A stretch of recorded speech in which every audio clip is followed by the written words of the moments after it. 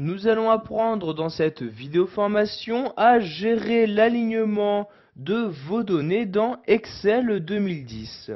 Donc tout d'abord, il est très important de savoir que vous pouvez effectuer des retours à la ligne de façon automatique.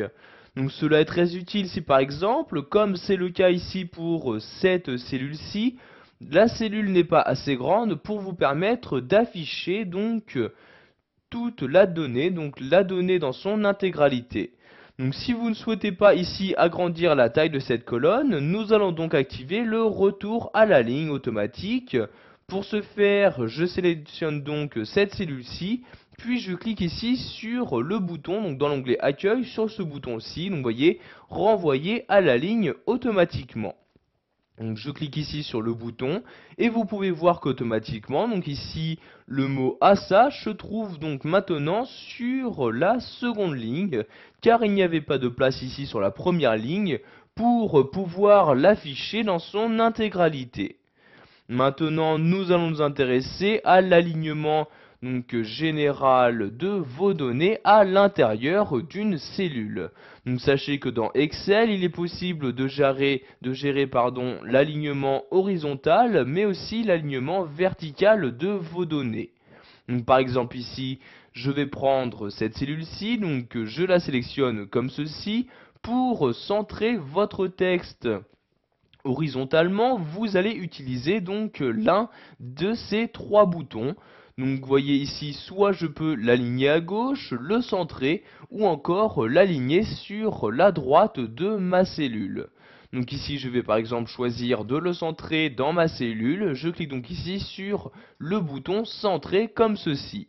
Donc vous pouvez faire cette manipulation pour n'importe lesquelles de vos données. Donc par exemple, cette donnée-ci, je la sélectionne en sélectionnant cette cellule et je clique ici sur centrer comme ceci et vous pouvez voir que ma donnée est maintenant centrée par rapport donc à ma cellule.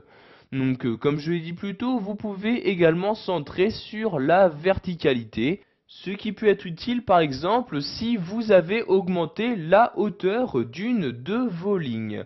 Donc comme c'est le cas ici, si par exemple je souhaite centrer verticalement cette ligne-ci, donc je sélectionne la ligne comme ceci, et donc pour la centrer donc verticalement, je vais utiliser ce bouton-là, donc vous voyez aligner au centre. Si je souhaite l'aligner vers le haut, je clique sur le bouton comme ceci, ou l'aligner vers le bas, il s'agit donc de ce bouton-là. Donc ici je clique sur centrer comme ceci et comme vous pouvez le voir, donc ces valeurs sont maintenant centrées verticalement. Pour les centrer sur l'horizontalité, je clique ici sur ce bouton là et voyez donc que celles-ci ont bien été centrées, donc que ce soit de façon verticale ou horizontale. Pour finir, nous allons voir comment fusionner vos différentes cellules. Donc cela est très utile si par exemple sur plusieurs cellules, vous souhaitez insérer les mêmes données. Donc, comme c'est le cas ici, vous voyez sur chacune des lignes de mon tableau, il s'agit toujours du même pays, donc de la France, qui a été inséré. Je vais donc ici fusionner toutes ces cellules. Donc vous voyez, je sélectionne toutes les cellules comme ceci. Pour les fusionner, je vais cliquer tout simplement sur ce bouton-là. Donc vous voyez, je clique. Donc ici, j'ai un message d'alerte qui apparaît me disant donc que ces différentes cellules contiennent déjà plusieurs valeurs. Donc si vous souhaitez fusionner ces cellules pour n'afficher plus qu'une seule valeur, vous cliquez ici sur OK. Et comme vous pouvez le voir, maintenant le mot France n'apparaît plus qu'une seule fois.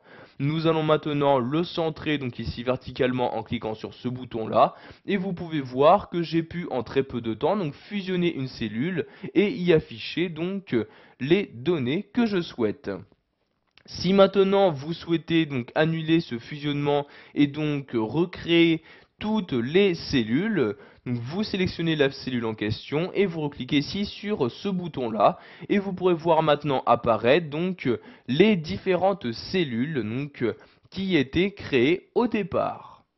Voilà, vous savez maintenant comment gérer l'alignement de vos données dans Excel 2010. Vous savez par exemple effectuer des retours à la ligne automatique, modifier l'alignement de votre texte ou encore fusionner différentes cellules.